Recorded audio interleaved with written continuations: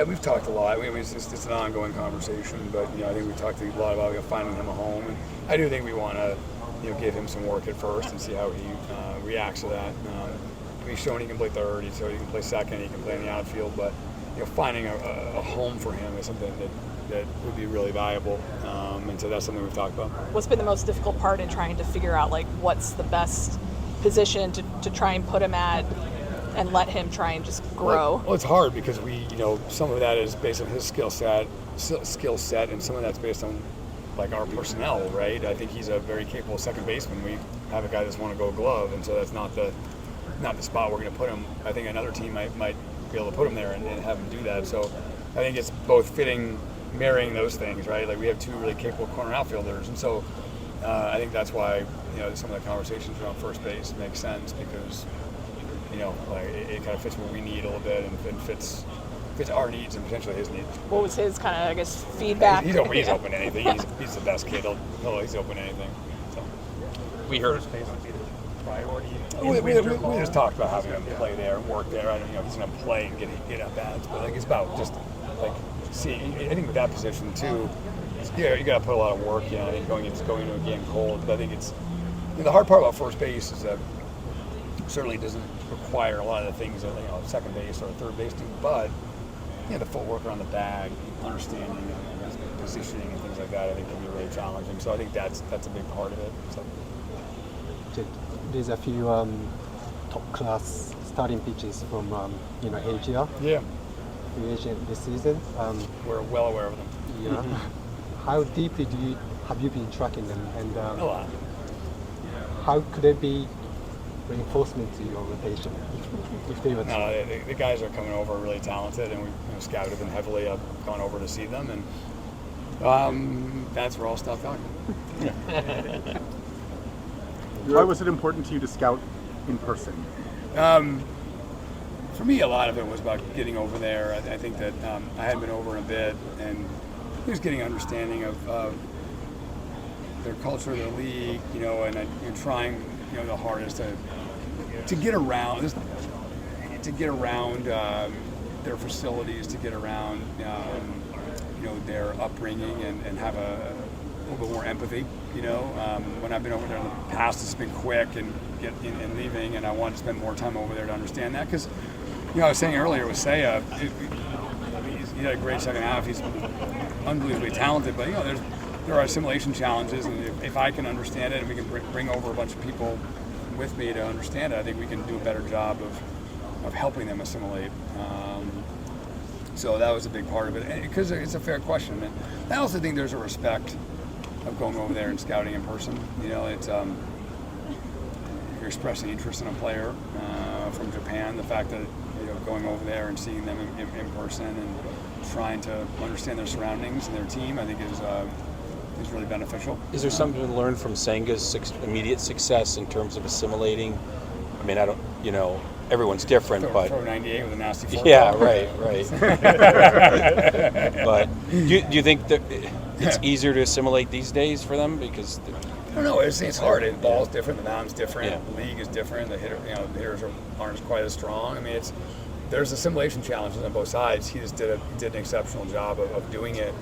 I was saying, I think our projections. I think we have a sense of what players are going to be. I still think understanding how each player individually is going to assimilate, I think, is probably one of the biggest challenges. And I think that's the uncertainty with every guy is, how are we going to bring them into our clubhouse? How are they going to react to 98 at the top of the zone? It's different for every guy. Was the managerial acquisition indication you're going to be aggressive on the player front as well?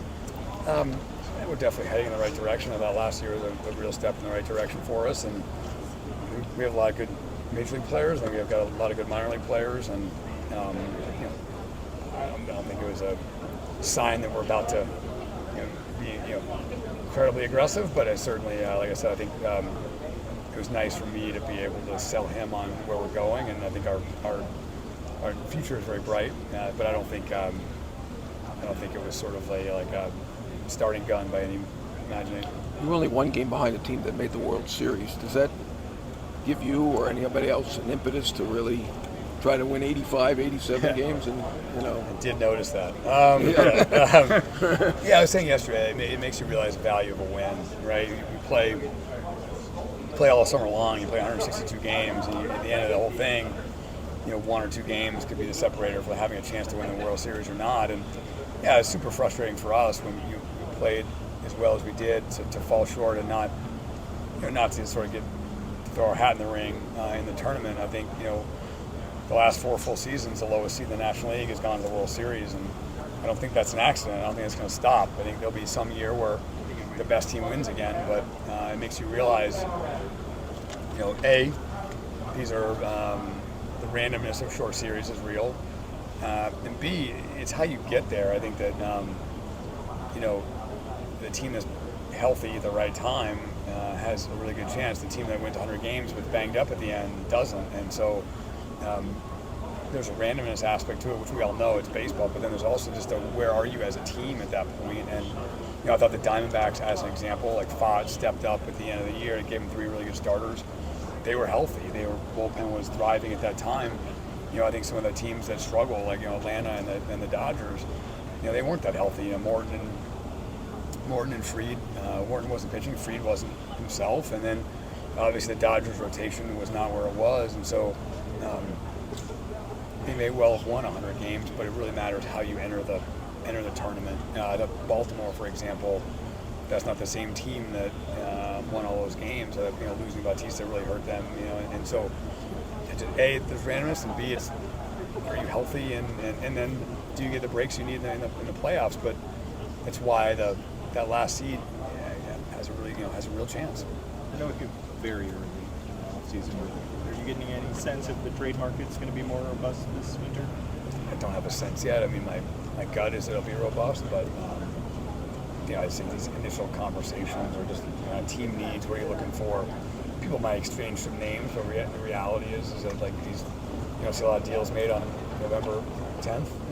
Usually these things take some time, and it feels like Thanksgiving is always sort of the kickoff for things starting to really heat up after that. So, Sorry. yeah. Will the farm system's so deep? Do you believe that's a reason why maybe you should be a little bit more aggressive to improve the team? If it makes sense. I mean, I don't think that we should do things like doing trade. Look around, like the lifeblood of everything is do you have a good farm system? Do you have good young players that can provide that depth? So I don't think you want to be giving that away frivolously, but at the same time, if deals make sense or your players are blocked or whatever, I think it's certainly something we have to explore. Do you look at pitching, or how different do you look at constructing a pitching staff based on starters going shorter, based on 3 wild card teams, based on 4 rounds of the playoffs? When you add it all up, isn't it maybe a lot different than a decade ago? Oh my God! I mean, we used to sit here and talk about how we could get 1,000 innings out of our starting pitching, and that's like a dinosaur. Right. I mean, it's a ridiculous thing to even talk about now. But yeah, I used to think about how do you get through 1,440 innings, and we used to lop off 1,950, and now you can't even imagine that. And so you just need so many arms to get through it, realizing that it's going to be in 100, 120, 140 inning chunks in your starters, and you're going to get 60 or 70 out of some relievers, and then a bunch of other guys that come up, and I don't see that stopping anytime really that soon. So I think that's the world we live in, and we can be wistful for a day where we didn't have to make roster moves every night, but that's probably not going to happen. And it probably impacted you guys in 23, right? If you were 10% deeper somewhere. I mean, it's like you think about the bullpen, right? You're like, yes, our bullpen probably got overused, in part because we're winning a lot of games, in part because if our starters were going 6 or 7, then it just reduces the outs. Like every night you have to get 12 outs out of your bullpen. Every time that happens, it takes a toll. That's probably by 4 pitchers, right? And then you think about the next day, like who's available, who's not available. I mean, I think that's the part of the job that's changed the most, without a doubt, is like every night you're down there staring at your bullpen grid, figuring out who pitched in Iowa that night, who's ready, who's not ready. I mean, that was, when John Lester was going 8 innings and handing it over to Rondon or something like that, it was a lot easier conversation after the game. Hey, we're good, go home. Right. And now it's a constant roster move. But listen, I mean, what am I complaining about? 29 other teams are doing the exact same thing. There's no team out there that's rolling out, the 05 White Sox. So it's not going to happen, and we have to live with that. I'm sure. Starting rotation was with Stroman opting out. Sorry if you already asked this, but 20 minutes ago. do you feel good about where you guys are at? Regardless, do you need to go get more? Yeah, I mean, we'll definitely look for an upgrade. We'll definitely look at depth. With Stroman, it felt like we probably had the depth we needed, and I think now that he left, I think we'll definitely revisit that. I guess I would say. When you look at how you guys want to chart building your bullpen, coming into the year, Hughes and Keegan seem like they're going to be such big pieces.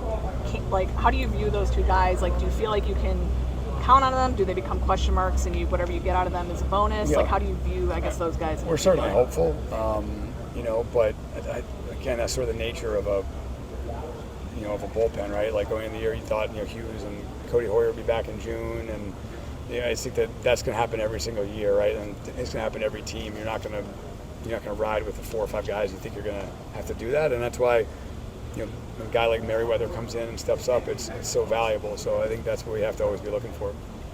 When you've always been on record saying, we're not going to talk about players, that we're looking at, but when it gets to the magnitude of hiring this super high-profile manager, people, fans are automatically saying, you got to take that next step. But, again, $100 million, spending is not easy for any team. What would be a rational way for a fan to look at your off-season going forward here as far as free agency and trades? That was a lot. I think we're well positioned. I thought last year we took a real step forward. I think we have a really good core of players on the big league team. I think we have a core of good arms. I think we have a really good farm system. Do I think we are right now able to compete with the Braves or the Dodgers or those teams right now? No, we need to figure out how to get there. And I think that. Do I think that's a one-year process? Maybe, but it's probably a multi-year process to get to that place. But that's obviously the goal. You want to be a team that's getting a bye in the first round. You want to be a team that's able to not sprint for the entire time. That they actually can maybe rest guys or go into the postseason healthy. So yeah, the goal is to win as many games as possible, and we need to get to the level those teams are at. And I said this in September, you go into Atlanta, I enjoy those series because I'm this is what it looks like, and this has to be where we want to go. And so it isn't a single year process, but that's certainly where we want to be. Can the template be like 2014? I mean, could the steps be similar? Yeah, sure, but we didn't think 2015 was going to happen in 2015, and so I think that having a revisionist history about 2015, I think is it could be damaging, right? We went into that year thinking that we had a team that was probably a little bit over 500. We won 97. I think that we can. That's what happens when I think we have a lot of talent and young players, and they exceed expectations. And so the template could be there, but I think that acting as though we knew 97 was going to happen, I think that's inaccurate. Speaking of revisionist history, going back to when you came over to the Cubs, you made trades. How difficult is it to make trades from the vantage point of joining a new organization? It's really hard. In my opinion, I think that when you go to a new organization, I think there's you can make a lot of mistakes. I thought one of the worst decisions we made when we came over is we traded DJ LeMahieu, and the scouting reports weren't quite as good when I was in San Diego, or Theo was in Boston, and we came over and we thought we knew the player, and some guys internally knew him better, and we made a bad decision. And I think that's a challenge going to a new place. We don't know the players or the people quite as well, and so I think that's a challenge. At the same time, there's also the benefit of having fresh eyes, and the team you're going to can fall in love with their players, and you might have a different perspective. So I think the best way to answer it is you have a different perspective on those players, having not been with them, that might benefit you in some ways, or almost might hurt you. And in the case of like Oneyu, that hurt us. Well, had you taken a risk-averse approach, I don't know, maybe this isn't a perfect, but maybe you don't do Cashner for Rizzo. Exactly. Yeah. Well, that was a good example. Like there was certainly on both sides, there was probably internal questions about trading a guy like Cashner because he'd been a first-round pick, and then there was internal questions about trading DJ LeMahieu, and it's 50-50, right? But I think that's right. I think if you go in and there's just not many, unless you're in straight rebuild mode. There's just not many times you can go in and take some insanely patient approach and say, I'm not going to do anything this winter. I'm just going to learn and watch. Like for the most part, you're probably going into a situation where you have to make some moves. And I don't have a great solution to that other than like there's risk with that because of the lack of knowledge, but it may be beneficial on either side.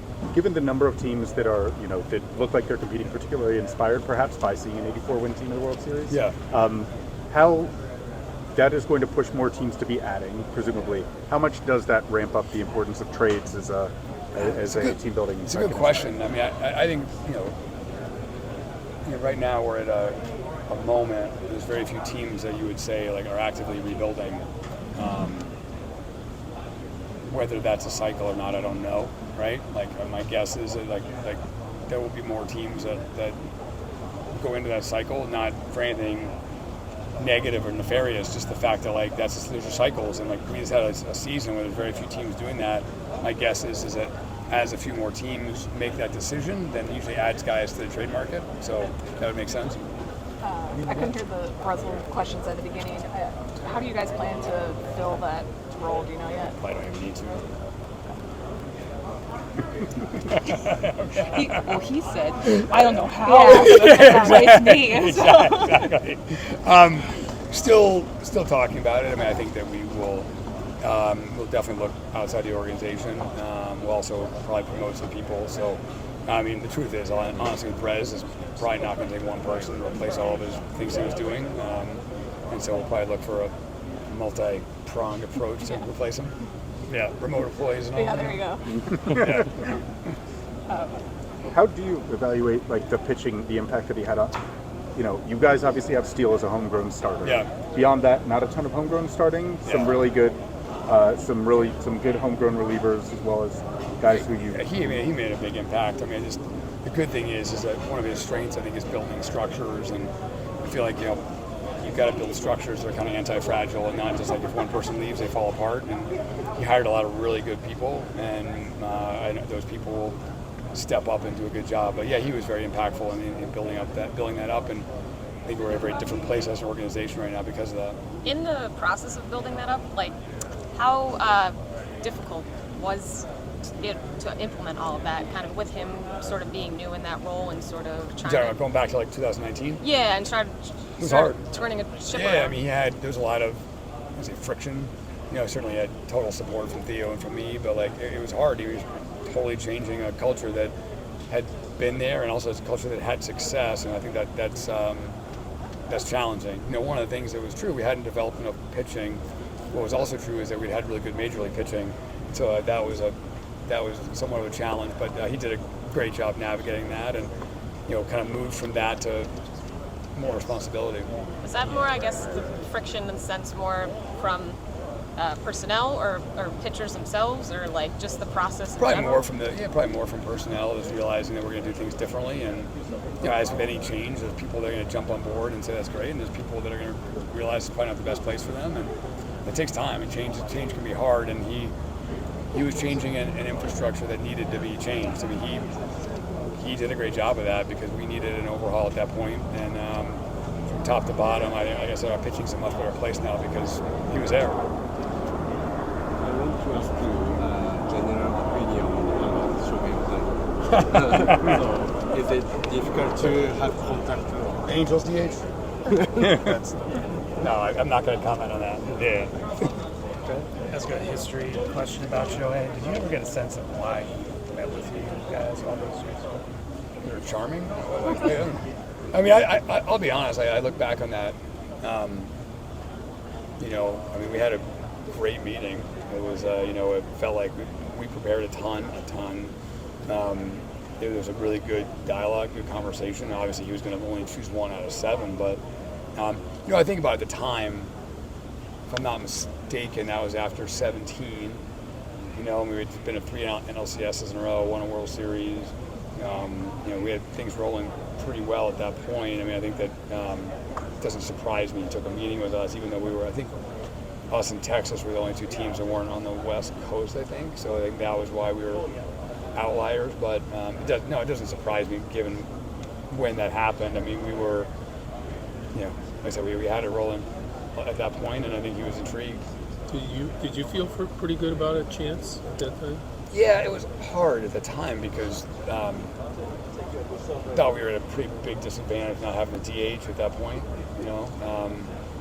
It was pretty clear that he wanted to do both, and DHing was the best option for that, and we couldn't provide that, and the Dodgers and Padres couldn't provide that. And I think, if I'm not mistaken, it was 4 AL teams and 3 NL teams, and so I